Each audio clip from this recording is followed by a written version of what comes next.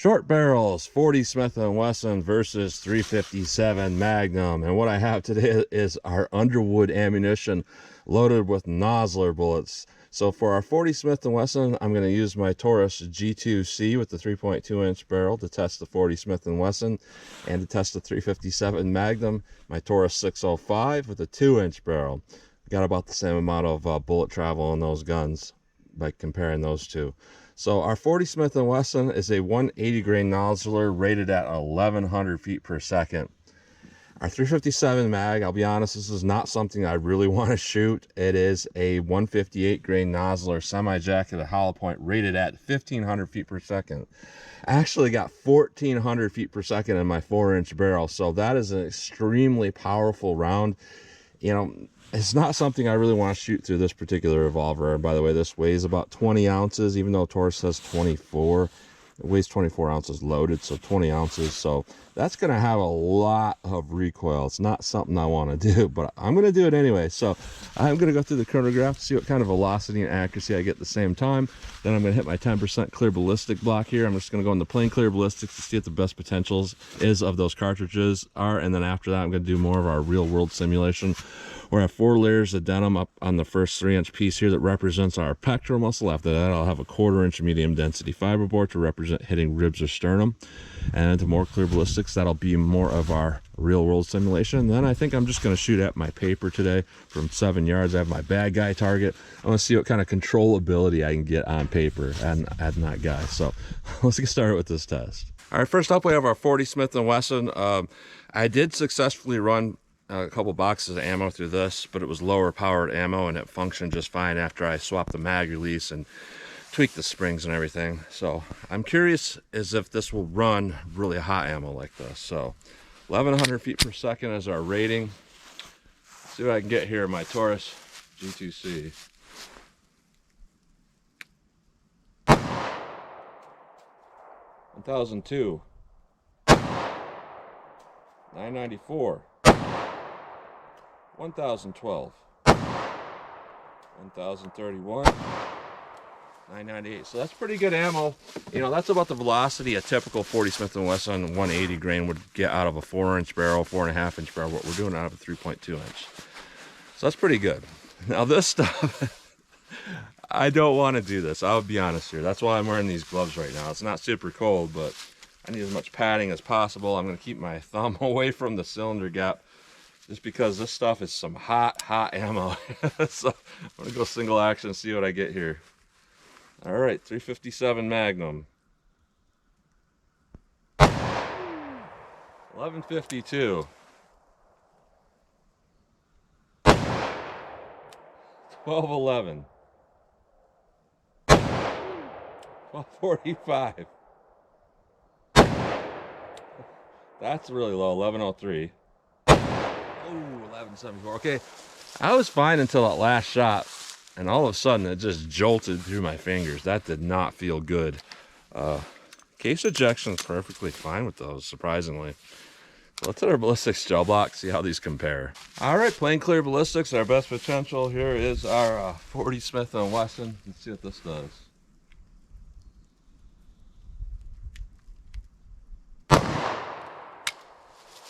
All right, so the mag fell out on that one. It's been running fine for a while, but I don't know why it does that. 357 Magnum. Let's see what this does. Let's go take a look.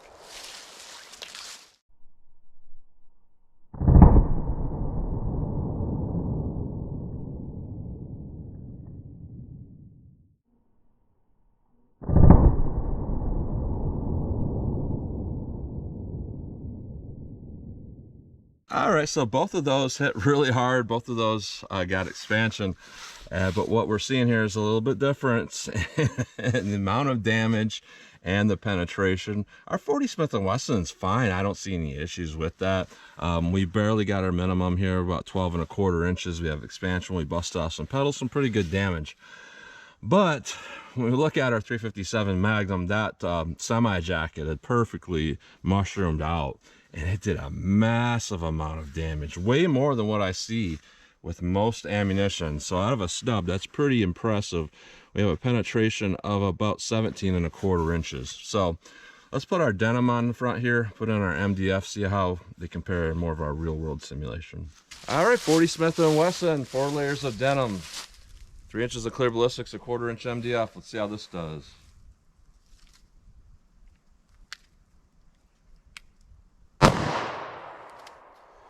Again, the Taurus mag is falling out.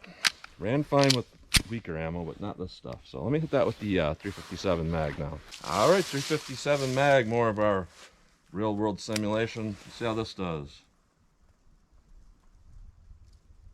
Let's go take a look.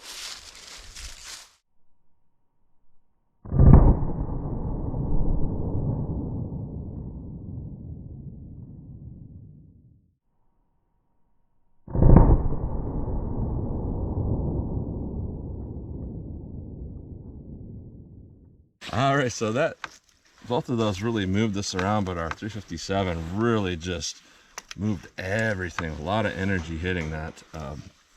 So here is through our MDF, our 40 Smith & Wesson down here, our 357 mag up here. So quite a bit bigger hole with our 357 mag. And the 357 mag is not a whole lot different between the two shots. Our 40 Smith & Wesson actually looks like there's more damage in there with the MDF in place. So we obviously got some expansion, but we penetrated kind of far, and it looks like we have kind of not good expansion. It looks like not symmetrical. And our total penetration is about 20¾ inches. And we look at our 357 mag, just a massive amount of damage, just as much as before. Looks really good. Got that nice mushroomed tip there, and we're looking at about 18 to 18¼ inches. So the 357 mag, as far as terminal ballistics go, is pretty much perfect. Our 40 Smith & Wesson is one of those things where, you know, if you put some denim in there, it can affect that expansion. And, you know, most people wear clothing, so it's important to test stuff like that to really look at the design of a hollow point and see how it works, at least through, you know, certain barrel lengths. And if I had more velocity on my 5-inch barrel, probably wouldn't have this issue with it clogging and reducing that expansion. So let me shoot my paper target, see what kind of practical shootability I can get with these. All right, so here's a close-up look at these bullets going through plain gel. Here's our 40 Smith & Wesson. Absolutely fantastic performance. Here is our 357 Magnum. I would again say fantastic performance. You know, some people have asked, why do I do plain gel and not just go right onto the denim and everything? Part of it has to do with other YouTubers. I would get a lot of comments from a lot of people saying, what are you doing to your tests to rig them up so that your ammunition fails? And this person got this performance or that. Then I would look at what they were talking about. It was people that never incorporated denim or fabric or anything like that, which is kind of a standard thing that you're supposed to do because people wear clothing and fabric can get in hollow points and clog it up and cause a lack of expansion. So it's good to know which cartridges can defeat that issue and still expand. So with our 40 Smith & Wesson here, through our MDF and through our denim, you know, it's mainly the denim that causes that issue. The MDF kind of changes the overall expansion size, but losing expansion in general is often caused by clogging of denim. So we can tell from this design here that there's a little bit of an issue here with that being able to defeat clothing.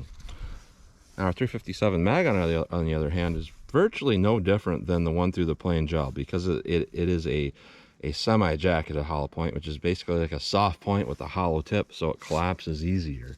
So overall, it's going to do basically the same thing regardless of denim. Even if this were going slower, I think it would still easily go through that denim. You know, this kind of broke a little bit on this edge here from hitting the MDF, but overall, I'd say a very consistent performance with our 357 mag. So that's a look at these bullets close up. All right, so I am 21 feet from the target. I'm just gonna pull up, get a quick sight picture, see if I can get a double tap on target with our 40 Smith & Wesson. So let's see how I can do with this. All right, not bad. Now this, if somebody asked me what's one of the most difficult things to do with a handgun, it's going to be something like this. Take a snub nose that's not particularly heavy, get a double tap on target with 158 grain Underwood ammo. So let's see what I can do here. I really pulled it. I felt myself pull that. It's like that first shot, I could feel myself like, yeah, it's not gonna land on target correctly. So let me do a Mozambique drill now and see how that does. All right, so taking a close-up look here, our 40 Smith & Wesson, I mean, that is tight grouping there. Our 357, boom, boom. Really anticipated that recoil in that first shot, and that Taurus trigger is one of those things that's hard to get used to because it goes back closer to the frame than my Smith & Wesson. So it's like I'm to the point where I think it's going to go off, and then it doesn't, and then I have to pull it harder, and that just does that. So let's do our Mozambique drill now. All right, 2 to the body, 1 to the head. Let's see what I can do here with our 40 Smith & Wesson from low ready.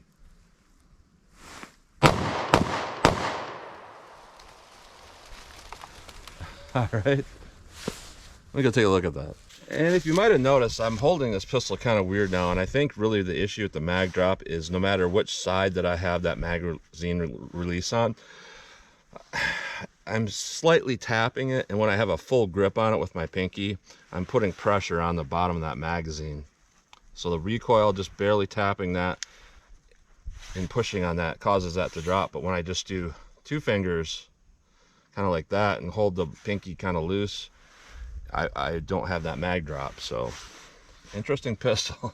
So what I got here is, you know, 1 dead center, 1 I definitely pulled, and then, like, you know, I always shoot right there for some reason on my headshot. I'm not really lining up the sights. I'm just kind of looking down the muzzle, looking at the top of the slide, just boom, boom, boom, and that's kind of where I naturally hit. So let me try the 357 now. All right, 357 mag. I think the tactic here is just to slow it down enough to where I think I can do it. So we'll see what I can do here. I felt myself really pull that last shot kind of high. Let me go take a look and see how terrible I did.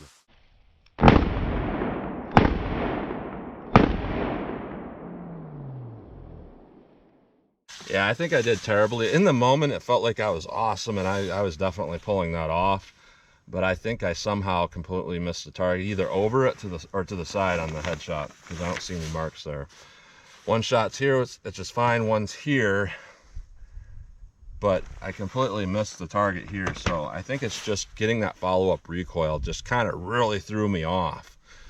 So in my opinion, loads like this are not good choices for a snub-nosed 357 Magnum revolver. In my opinion, 38 plus P is more ideal. And if you're going to go 357, you know, a lightly loaded 125 grain is what I think is a better choice. So because I did bad here. So let me shoot at my steel anyways here. I wasn't going to, but let me shoot at it and see what kind of just practical shootability, accuracy I can get on the target. Just some slow fire just for fun. All right, so I'm at my 40-yard marker, and yeah, this is pretty much just for fun, but it also, I think, in a practical sense, is probably the furthest you really ever need to know how to shoot a handgun at. I like to go to 75 a lot of times, but honestly, I think 40 is going to be your max. That's 120 feet. That's pretty far. So historically, I don't shoot these very good, these G2Cs. So let's see how I got to do with our 40. See where these hit.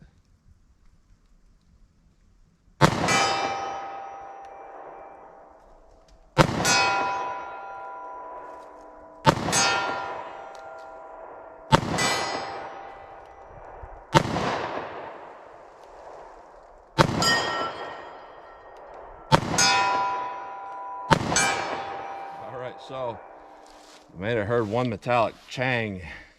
That is me hitting my plate I put down there to protect my other camera from getting destroyed, and it comes in handy once in a while. So I don't know how I pulled it down that far, and I did pull another one in addition to that down really far.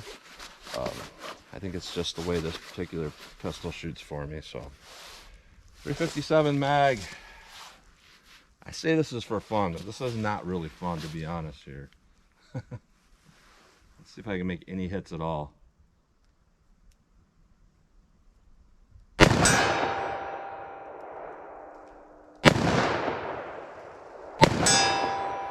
I definitely felt myself pull that second shot to the left.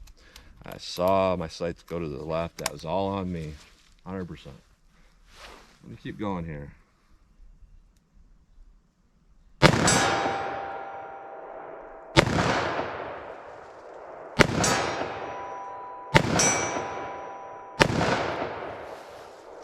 I am glad that's over. So, I think I did better than what I even thought I was going to. I don't know if you can see, but my skin is turning red there.